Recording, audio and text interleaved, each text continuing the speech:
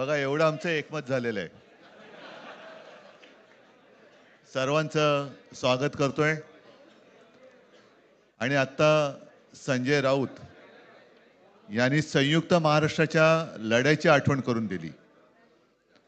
तो जो मंगल कलश आणला गेला तो काही सत्यनारायणाच्या पूजेसारखा आणला गेला नाही. त्याच्या मागे खूप मोठा संघर्ष झालेला आहे. 105, 107 किंवा त्याहूनही जास्त मराठी माणसांनी बलिदान देऊन मुंबई महाराष्ट्राला मिळवून दिली. आणि त्याची आठवण आज होणं स्वाभाविक आहे. कारण आम्ही आज दोघंही इथे बसलेलो आहोत, ठाकरे बंधू. आमच्या दोघांचेही आजोबा प्रबोधनकार हे संयुक्त महाराष्ट्राच्या लढ्यामध्ये पहिल्या 5 सेनापतींमधले एक सेनापती.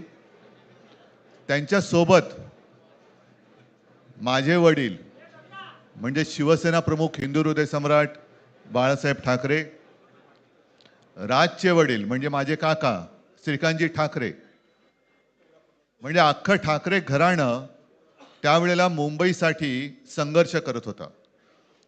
त्याच्यानंतरचा इतिहास मी काही आता तुम्हाला सांगत बसत नाही. पण मुंबई महाराष्ट्राने मिळवल्यानंतर मुंबईमध्येच मराठी माणसाच्या उरावरती उपरे नाचायला लागले. आणि त्यावेळेला न्याय हक्कासाठी शिवसेना प्रमुखांना शिवसेनेला जन्म द्यावा लागला. साधारणतः 60-65 वर्ष आता होतील. पुढच्या वर्षी शिवसेनेला 60 वर्ष होतील. इतकी वर्ष व्यवस्थित गेली.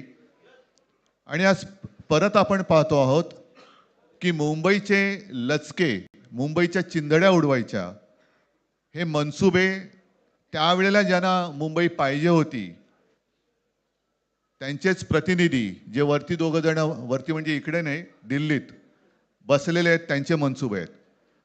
आणि आत्ता जर का आपण भांडत राहिलो तर मग तो जो काय संघर्ष, ते जे काय हुतात्मा स्मारक आहे त्याचा मोठा अपमान होईल. आज आम्ही आमचं कर्तव्य म्हणून एकत्र आलेलो आहोत. आणि मी मागेच म्हटलं, एकत्र आलो आहोत ते एकत्र राहण्यासाठी. यापुढे मुंबईवरती आणि महाराष्ट्रावरती कोणी वाकड्या नजरेने किंवा त्यांच्या कपटी कारस्थानाने महाराष्ट्राला मुंबईपासून किंवा मुंबईला महाराष्ट्रापासून, मराठी माणसापासून तोडण्याचा प्रयत्न करेल, त्याचा राजकारणात खात्मा केल्याशिवाय राहणार नाही. शपथ घेऊन आम्ही मैदानात उतरलेलो आहोत. उत्साह अमाप आहे. मी तुमच्या सर्वांच्या माध्यमातून, मला कल्पना आहे की आज केवळ महाराष्ट्रच नाही तर अख्खा देश बघतोय. मी सर्वांना विनंती करतोय, आवाहन करतोय आणि एक सूचना सुद्धा करतोय. कारण मागे विधानसभेच्या वेळेला भारतीय जनता पक्षाने जो एक अपप्रचार केला होता, बटेंगे तो कटेंगे, तसंच मी मराठी माणसाला सांगतोय की आता जर का चुकाल तर संपाल, आता जर का फुटाल तर पूर्णपणे संपून जाल.